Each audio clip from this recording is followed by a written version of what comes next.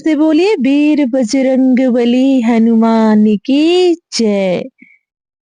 नमस्कार भक्तगण, हनुमान जी की कृपा आप सभी पर बनी रहे। आज मंगलवार है। मंगलवार के दिन हनुमान जी के लिए व्रत रखा जाता है और उनकी कथा का पाठ किया जाता है। तो आइए मन में वीर बजरंगबली का स्मरण करते हुए श्रवण करते हैं मंगलवार व्रत की पावन कथा का। एक गांव में एक बुढ़िया माई रहती थी। वह मंगल देवता को अपना इष्ट देवता मानकर सदैव मंगलवार को व्रत रखती और मंगल देव का पूजन किया करती थी। उसका एक पुत्र था जो मंगलवार को उत्पन्न हुआ था। इस कारण उसको मंगलिया के नाम से पुकारा करती थी। मंगलवार के दिन वह ना तो घर को लीपती और ना ही पृथ्वी को खोदती। एक दिवस मंगल देवता उसकी श्रद्धा को देखने के लिए उसके घर में साधु रूप बनाकर आए और द्वार पर आवाज दी। बुढ़िया ने कहा, महाराज क्या आज्ञा है? साधु कहने लगा, बहुत भूख लगी है, भोजन बनाना है। इसके लिए तू थोड़ी सी पृथ्वी लीप दे तो तेरा पुण्य होगा। यह सुनकर बुढ़िया ने कहा, महाराज आज मंगलवार की व्रती हूँ, इसलिए मैं चौका नहीं लगा सकती। कहो तो जल का छिड़काव कर दूं, उस जगह भोजन बना लेना, या फिर मैं आपके लिए भोजन बना देती हूँ। साधु कहने लगा, मैं गोबर से लीपे चौके पर ही भोजन बनाता हूँ। बुढ़िया ने कहा, पृथ्वी लीपने के सिवाय और कोई सेवा हो तो मैं सब कुछ करने के लिए तैयार हूँ, परंतु गोबर से लीपूंगी नहीं। तब साधु ने कहा कि सोच समझकर उत्तर दो, जो कुछ मैं कहूंगा वह तुमको करना होगा। बुढ़िया कहने लगी, महाराज पृथ्वी लीपने के अलावा जो कुछ भी आज्ञा करेंगे उसका पालन अवश्य करूंगी। बुढ़िया ने ऐसा 3 बार वचन दे दिया। तब साधु कहने लगे, तू अपने लड़के को बुलाकर औंधा लिटा दे, मैं उसकी पीठ पर भोजन बनाऊंगा। साधु की बात सुनकर बुढ़िया चुप हो गई।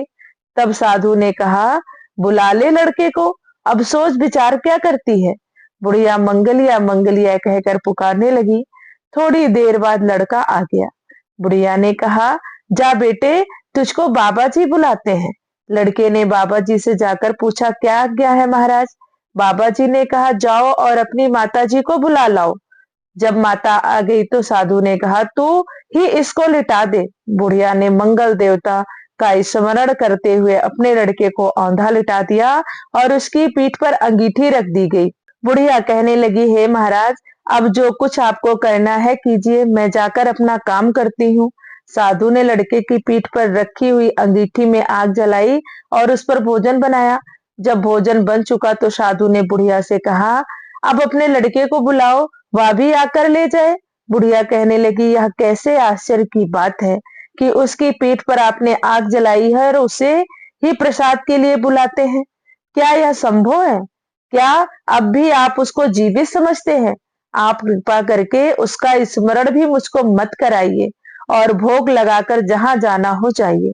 साधु के अत्यंत आग्रह करने पर बुढ़िया ने जो ही मंगलिया कहकर आवाज लगाई, त्यों ही लड़का एक ओर से दौड़ता हुआ आ गया।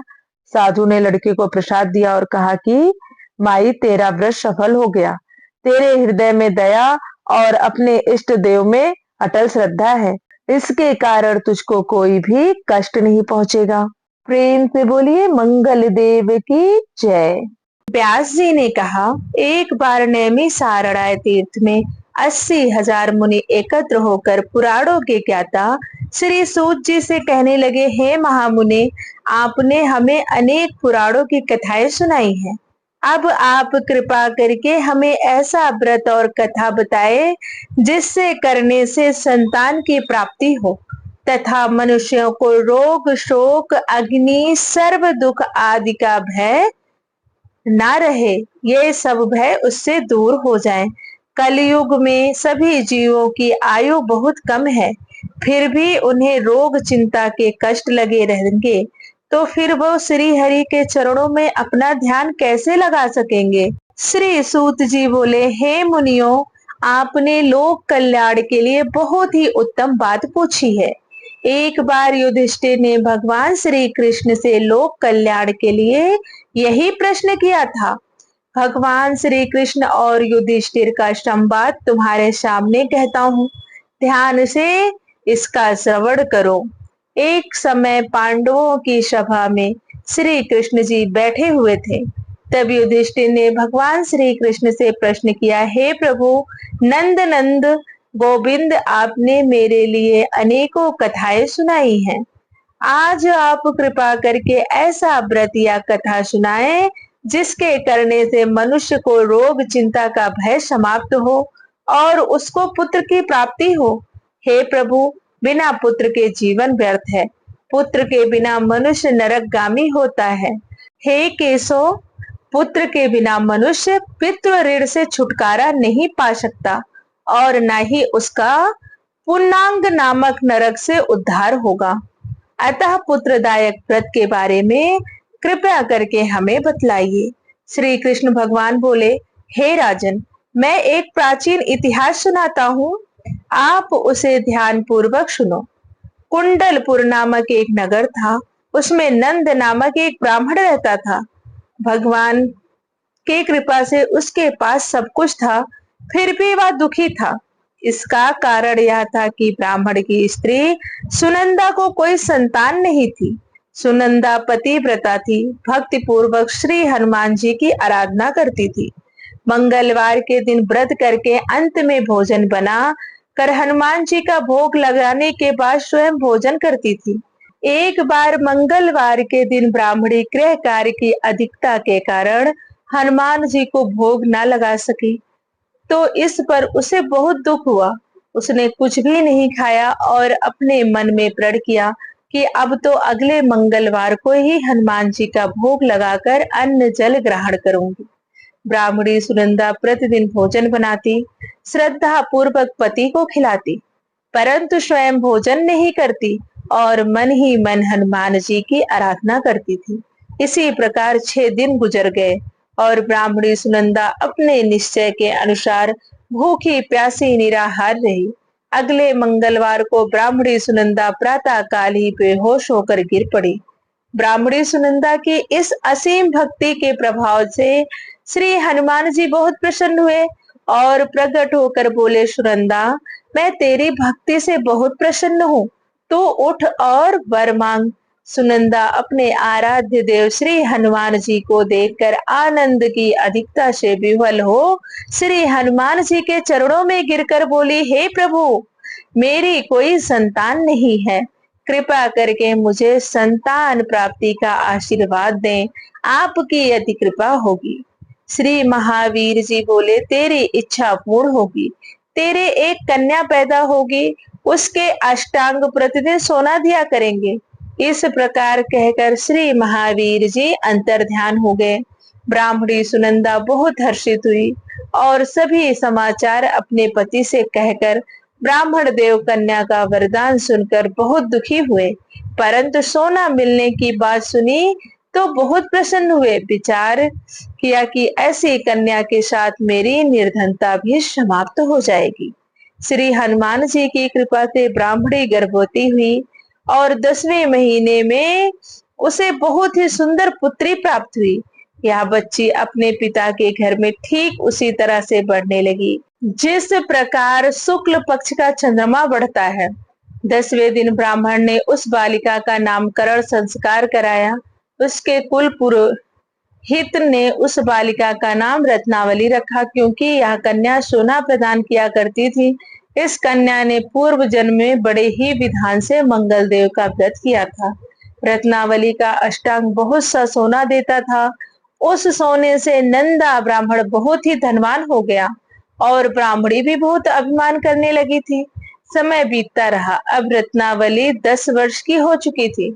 एक दिन जब नंदा ब्राह्मण प्रसन्नचित था, तब सुनंदा ने अपने पति से कहा, हे स्वामी, हमारी पुत्री रत्नावली अब विवाह के योग्य हो गई है, अतः आप कोई सुंदर तथा योग्य वर देखकर इसका विवाह संपन्न कर दें। यह सुनकर ब्राह्मण बोला, अभी तो रत्नावली बहुत छोटी है। तब ब्राह्मणी बोली, शास्त्रों की आज्ञा है कि कन्या 8वें वर्ष में गौरी, 9 वर्ष में राहिणी, 10वें वर्ष में कन्या, इसके पश्चात रजस्वला हो जाती है। गौरी के दान से पाताल लोक की प्राप्ति होती है, राहिणी के दान से बैकुंठ लोक की प्राप्ति होती है, कन्या के दान से इंद्रलोक में सुखों की प्राप्ति होती है और स्वामी, अगर रजस्वला का दान किया जाता है तो घोर नरक की प्राप्ति होती है। अपनी पत्नी के मुख से यह बात सुनकर ब्राह्मण बोला, अभी तो रत्नावली मात्र 10 वर्ष की हुई है और मैंने तो 16-16 साल की कन्याओं के विवाह कराए हैं, अभी जल्दी क्या है। तब ब्राह्मणी सुनंदा बोली, आपको तो लोभ अधिक लगता है। शास्त्रों में कहा गया है कि माता पिता और बड़ा भाई रजस्वला कन्या को देखते हैं तो वह अवश्य ही नरकगामी होते हैं। तब ब्राह्मण बोला, अच्छी बात है, कल मैं अवश्य ही योग वर की तलाश में अपना दूत भेजूंगा। दूसरे दिन ब्राह्मण ने अपने दूत को बुलाया और आज्ञा दी कि जैसे सुंदर मेरी कन्या है वैसा सुंदर वर मेरी कन्या के लिए ढूंढ कर ले आओ। दूत अपने स्वामी की आज्ञा पाकर निकल पड़ा। पंपई नगर में उसने एक सुंदर लड़के को देखा। यह बालक एक ब्राह्मण परिवार का बहुत गुणवान पुत्र था। इसका नाम सोमेश्वर था। दूत ने इस सुंदर व गुणवान बालक के बारे में अपने स्वामी को पूर्ण विवरण दिया।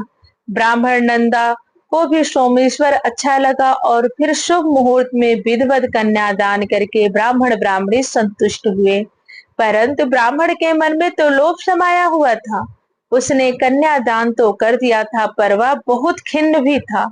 उसने विचार किया कि रत्नावली अब चली जाएगी और मुझे उससे जो सोना मिलता था वह सोना भी अब नहीं मिलेगा। मेरे पास जो धन था कुछ तो इसके विवाह में खर्च हो गया और जो शेष बचा है वह भी कुछ दिनों पश्चात समाप्त हो जाएगा। मैंने तो इसका विवाह करके बहुत बड़ी भूल कर दी। अब कोई ऐसा उपाय हो कि रत्नावली मेरे घर में ही बनी रहे, अपने ससुराल ना जावे। लोभ रूपी राक्षस ब्राह्मण के मस्तिष्क पर छाता जा रहा था। रात भर अपनी सैया पर बेचैनी से करवटें बदलते बदलते उसने एक बहुत ही क्रूर निर्णय किया। उसने विचार किया कि जब रत्नावली को लेकर उसका पति सोमेश्वर अपने घर के लिए जाएगा तो वह मार्ग में छिपकर सोमेश्वर का वध कर देगा और अपनी लड़की को अपने घर ले आवेगा, जिससे नियमित रूप से उसे सोना भी मिलता रहेगा और समाज का कोई भी मनुष्य उसे दोष भी नहीं दे सकेगा। प्रातः काल हुआ तो नंद और सुनंदा ने अपने जमाई तथा लड़की को बहुत सारा धन देकर विदा किया। सोमेश्वर अपनी पत्नी रत्नावली को लेकर ससुराल से अपने घर की तरफ चल दिया। ब्राह्मण नंद महालोभ के वशीभूत हो अपनी मति को खो चुका था। पाप पुण्य को उसे विचार न रहा। अपने भयानक व क्रूर निर्णय कार्य रूप देने के लिए उसने अपने दूत को मार्ग में अपने जमाई का वध करने के लिए भेज दिया था, ताकि रत्नावली से प्राप्त होने वाला सोना उसे हमेशा मिलता रहे और वह कभी निर्धन न हो। ब्राह्मण के दूत ने अपने स्वामी की आज्ञा का पालन करते हुए उसके जमाई सोमेश्वर का मार्ग में ही वध कर दिया। समाचार प्राप्त कर ब्राह्मण नंदा मार्ग में पहुंचा और रुदन करती हुई अपनी पुत्री रत्नावली से बोला, हे पुत्री, मार्ग में लुटेरों ने तेरे पति का वध कर दिया है। भगवान की इच्छा के आगे अब किसी का वश नहीं चलता है। अब तू घर चल, वहां पर ही रहकर शेष जीवन व्यतीत करना, जो भाग्य में लिखा है वही होगा। अपने पति की अकाल मृत्यु से रत्नावली बहुत दुखी हुई। करुण क्रंदन से रुदन करते हुए अपने पिता से बोली, हे पिताजी, इस संसार में जिस स्त्री का पति नहीं उसका जीवन व्यर्थ है। अपने पति के साथ ही अपने शरीर को जला दूंगी और सती होकर इस जन्म को माता पिता के नाम को तथा सास ससुर के यश को सार्थक करूंगी। ब्राह्मण नंदा अपनी पुत्री रत्नावली के वचनों को सुनकर बहुत दुखी हुआ और मन में विचार करने लगा, मैंने व्यर्थ ही जमाई का वध कर पाप अपने सिर लिया। रत्नावली तो उसके पीछे अपने प्राण देने को तैयार है। मेरा तो दोनों तरफ से मरण हो गया। धन तो अब मिलेगा नहीं। जमाई वध के पाप के फलस्वरूप यम यातना भी भुगतनी पड़ेगी। यह सोचकर वह बहुत खिन्न हुआ। सोमेश्वर की चिता बनाई गई। रत्नावली सती होने की इच्छा से अपने पति का सिर अपनी गोद में रखकर चिंता में बैठ गई। जैसे ही सोमेश्वर की चिता को अग्नि लगाई गई, वैसे ही प्रसन्न हो मंगल देव वहां प्रकट हुए और बोले, हे रत्नावली, मैं तेरी भक्ति भाव से बहुत प्रसन्न हूँ, तो वर मांग। मंगल देव बोले, रत्नावली, तेरा पति अजर अमर है, यह महाविद्वान भी होगा, और इसके अतिरिक्त तेरी जो इच्छा हो वह वर मांगो। तब रत्नावली बोली, हे ग्रहों के स्वामी, यदि आप मुझ पर प्रसन्न हैं तो मुझे यह वरदान दीजिए कि जो भी मनुष्य मंगलवार के दिन प्रातः काल लाल पुष्प लाल चंदन से पूजा करके आपका स्मरण करे, उसको रोग व्याधि न हो, स्वजनों का कभी वियोग न हो, सर्प अग्नि तथा शत्रुओं का भय न रहे। जो स्त्री मंगलवार का व्रत करे वह कभी विधवा न हो।